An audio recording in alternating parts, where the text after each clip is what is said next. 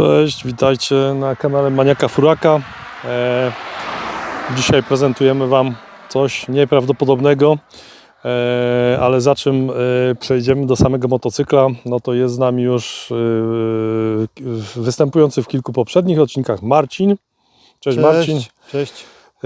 No i Marcin, powiedz, jaka w ogóle Twoja historia, jeśli chodzi o motocykle, bo Twoją historię motoryzacyjną, jeśli chodzi o samochody, już poniekąd poznaliśmy. Natomiast no to powiedz o Twojej historii, jak to w ogóle się stało, od kiedy jesteś motocyklistą, masz prawo jazdy kategorii A i tak dalej. No tak. Zacząłem od Simpsona, bo to były lata 80. Ojciec przez znajomego sprowadził z NRD, pociągiem przyjechał. Simpson to był chyba 85 rok, trzybiegowy. No i to miałem wtedy 15 lat. Jeździłem na tym Simpsonie przez cały czas, że tak powiem, liceum trwania. No, w tamtych czasach to była fantastyczna sprawa. Po tym Simpsonie była dość spora przerwa, studia, dzieci, takie klimaty. Później, prawo jazdy na motocykl zrobiłem jak miałem 18 lat, nie? Czyli dawno, dawno temu. Ale nie miałem swojego motocykla. Potem była próba z jakąś MZ-tą, ale ta MZ więcej stała niż jeździła. Straszny złom. Potem od kolegi kupiłem Suzuki Savage się to nazywa. 651 cylinder, taki chopperek mały, fajny. Nim to pojeździłem może ze 3 lata. Potem miałem już skutery. I skutery zacząłem od takiego 50 cm Sym tajwański, bardzo fajny skuterek typu Lambretta, czy no, taki stylizowany na włoski. Potem była Honda dwusuwowa Pantheon 150 cm i to był motocykl, no ale w ubraniu skutera. Tym pojeździłem pewnie ze 3 lata. Na ostatnie 6 lat jeździłem na Hondzie SH 125 cm skuter.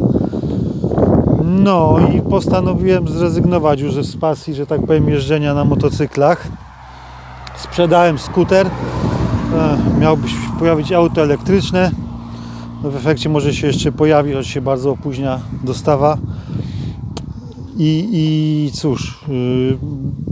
No właśnie, przepraszam, że Ci przerwę, jak to się stało, no bo widzimy tutaj nówkę, to jest nówka z salonu, słuchajcie, z tego roku. Tak. No i powiedz historię, bo ona jest dość ciekawa, jak się zdecydowałeś na taką nóweczkę. No po sprzedaży skutera to jednak stwierdziłem, że brakuje jednak czegoś pod nogami, że tak powiem, do jeżdżenia takiego fajnego, szybkiego przemieszczania się. No i zacząłem się przyglądać motocyklom, ale takim klasycznym, czyli właśnie no, wyglądającym powiedzmy jak starsze, bo tylko takie rzeczy mnie interesują, nowe jakby nie bardzo. No i co? I zacząłem się przymierzać do tego, żeby sobie kupić w przyszłym roku na wiosnę. I brałem pod uwagę właściwie 3 takie marki. To jest Benelli, czyli dawna włoska firma kupiona przez Chińczyków. Robią model Imperial 400 cm. To kosztuje nowy 17 000 w salonie, 2 lata gwarancji. No fajnie się prezentuje, ale bliżej tak lat 80. wyglądem.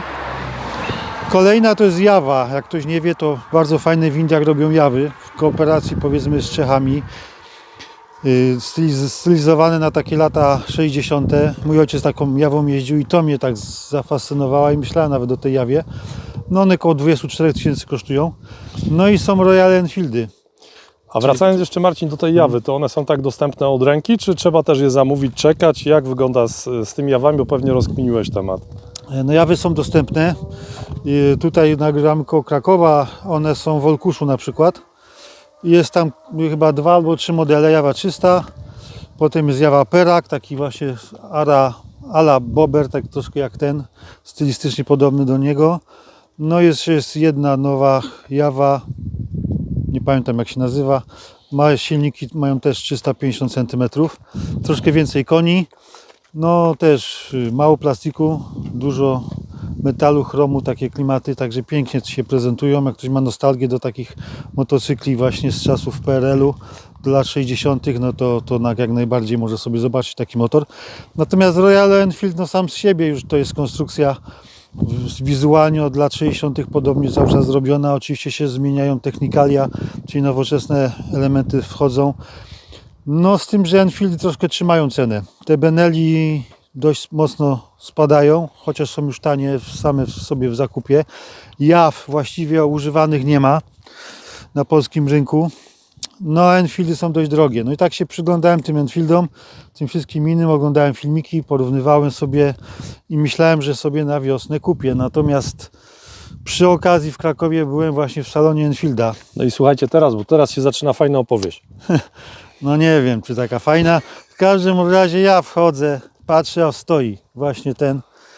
No to na pierwszy rzut oka mnie trochę wstrząsnęło mną, bo nie wiedziałem, czy coś takiego istnieje. I cóż, no rozmawiam z gościem, gość mówi, tydzień temu przyszło do Polski 20 sztuk, więcej ich nie będzie, zostały 2. Wśród nich ten jeden właśnie. No i cóż, ile kosztuje motocykl? 27 000. Kupy pieniędzy. Ja myślałem pierwotnie, że jednak na wiosnę kupię za 17 tego Chińczyka, ale mi tak nie dawał spokoju. No zaraz opowiem o różnicach między nim a normalnym klasikiem Royalem Enfieldem 350, który jest w tej samej cenie co ten, a jednak jest dużo różnic między nimi. I tak pomyślałem, no do wiosny na mnie nie poczeka. No i dałem zaliczkę, nie mówiąc o tym nawet żonie. Tego akurat nie musiałeś już mówić, no ale mów jak chcesz to. A wreszcie nawet to nie była zaliczka, to był zadatek. Więc O. jeszcze gorzej, bo zadatek jest czymś, czego się nie wycofuje.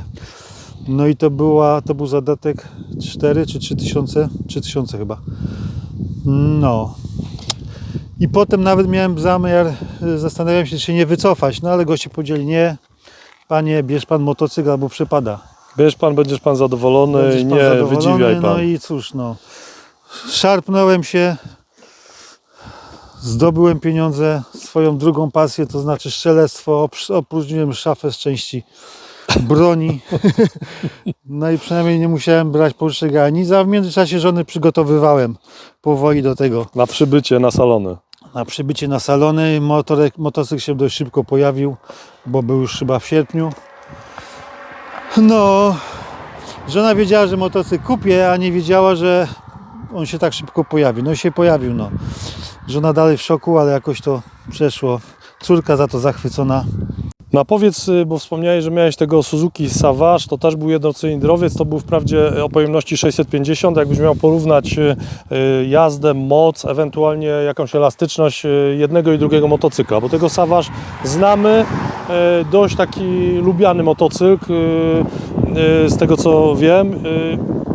Powiedz o jakichś różnicach, jak pamiętasz tego Savage. No powiem tak, do tego się dopiero przyzwyczajam. Do 500 km on był na dotarciu, więc nie mogłem tam, że tak powiem, próbować jakoś bardzo nim poszaleć czy coś. Natomiast wydaje mi się, że ten Savage, no ze względu nawet na samą pojemność 650 na pewno był elastyczniejszy. I ta praca silnika no, była jeszcze bardziej taka dudniąca. Jak on się zbierał z wolnych obrotów, to naprawdę było takie du, nie? Prawda? Ten cylinder tam pracował. Nie przypomnę sobie już takich technikali tego motocykla, bo to było z 15 lat temu, jak ja go miałem. No, był niższy jeszcze od niego, jeszcze mniejszy, więc jak się jeździło. No fajnie, fajnie. Aha, co jeszcze ma ten właśnie, bardzo charakterystyczna rzecz. Kierownicę ma zupełnie inną niż od klasika. Ma podniesioną. No to jest nieprawdopodobna wygoda w jeździe. Ona nie jest za wysoka, nie jest męczące trzymanie tej kierownicy, natomiast manewrowanie jest fenomenalne. Między innymi pewnie na takim klasycznym, ze względu na swój wzrost 1,88 m, mógłbym troszkę zahaczać kolanami przy jakichś większych zakrętach czy coś, znaczy mniejszych zakrętach. Tutaj takiej sytuacji nie ma, nie? To jest fantastyczna sprawa. No jak pamiętacie z innych odcinków, Marcin jest wysokim gościem, bo ma, ile Marcin? Metr prawie 90? 1,88 m, no. 1,88 m. I jak, słuchajcie, zobaczyłem Marcina na nim, na tej kierze wysokiej, to jak najbardziej tutaj Marcin pasuje do tego motocykla. Także on jest taki gabarytowo, powiedziałbym, no, tak jak Marcin powiedział, jakiś przypominający trochę Bobera, taki właśnie lekko ścięty, czyli taka klasyka, lata, które to mogą być? No lata 60 jakieś. lata 60., przełom 70. może. No ale faktycznie, ta kierownica wysoka, jak przed chwilą się przejechałem z Marcinem z tyłu, no to naprawdę jest to wygodny motorek.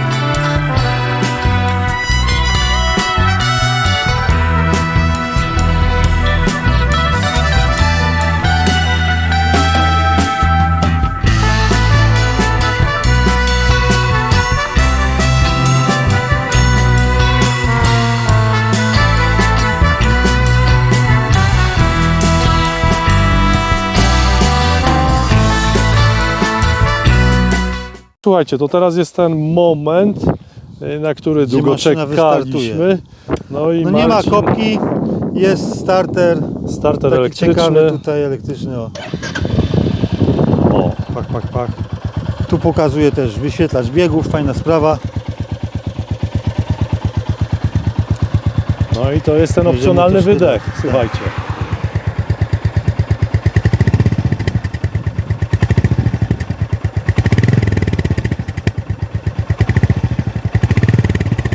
Homologowany wydech jak najbardziej.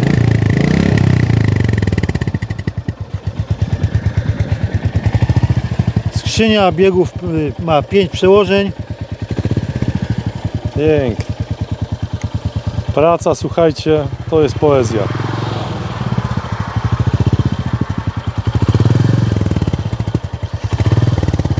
No jak się jeździ, to jest naprawdę przyjemność słuchania tego. Pięknie. Patrzę, że nie jedzie.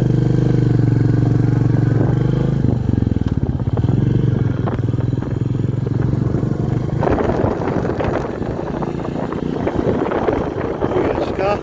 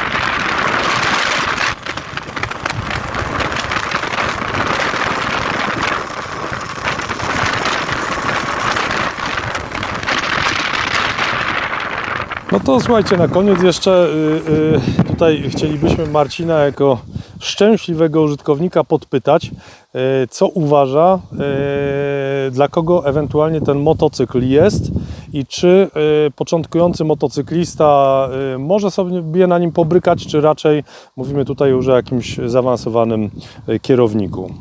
No powiem tak, to jest 350 pojemności, 20 koni mechanicznych mocy, więc tutaj bardzo się przyjemnie jeździ, natomiast nie ma tu dużych prędkości, się nie osiąga. Najprzyjemniejsza jazda to jest tak naprawdę 60-70. Ja dojeździłem nim najszybciej 90, no inna sprawa, że nie chciałem przesadzać, gdzieś na testach czy innych to tam ma 110 czy 120, ale 130 chyba ja sprawdzałem, że ma maksymalną, może natomiast by to już miał. jest takie Znaczy on nie ma owiewki żadnej, więc, wysiłkowe. więc No to wiatr zwiewa, że tak powiem, z motocykla przy takich prędkościach.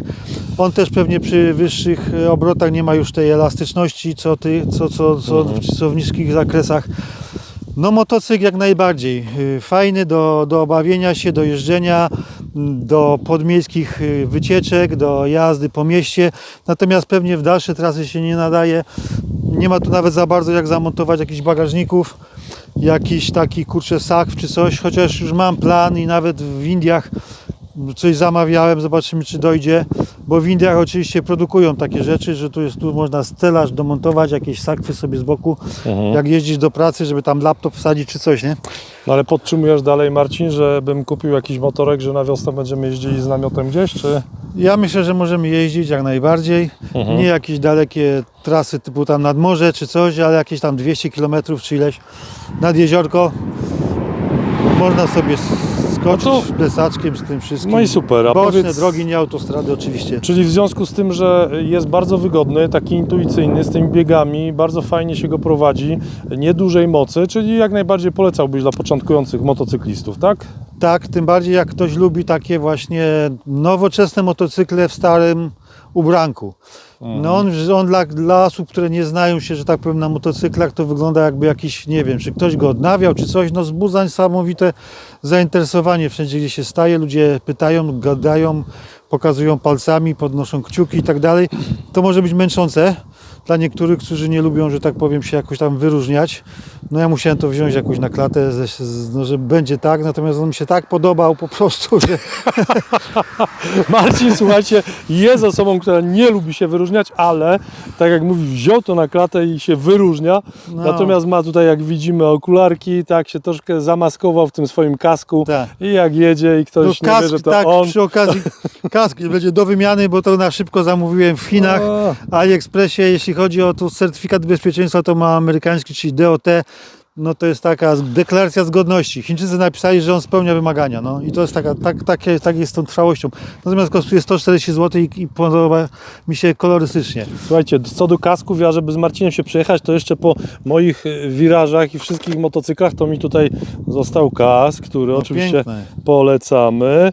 Tak. I to jest ta wersja, słuchajcie, a to tak z czystej ciekawości Wam powiem, to jest Quest. To swojego czasu Shoei Quest to był taki kask, w którym ponoć nie było słychać to, co dzieje się na zewnątrz. To oczywiście jest tam mówione jakąś tam legendą, bo słychać oczywiście, natomiast może im faktycznie mniej niż w innych kaskach. No, reasumując, polecamy, słuchajcie, piękny klasyk, nieprawdopodobny. Jeżeli ktoś się lubuje w takich motocyklach, to z Marcinem ja też tutaj dołączam się do tego, że polecamy nawet początkującym kierowcom. Jedną rzecz dodam, 3 lata gwarancji, co też jest ciekawe, chińskie motory mają 2 lata.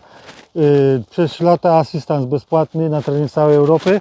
Serwis wykonuje się w Harley Davidsonie. Także to nie ma jakiejś obawy, że gdzieś znikną i nie będzie tego można serwisować. Marka żyje, jest popularna w Indiach i na całym świecie, w Wielkiej Brytanii i tak dalej.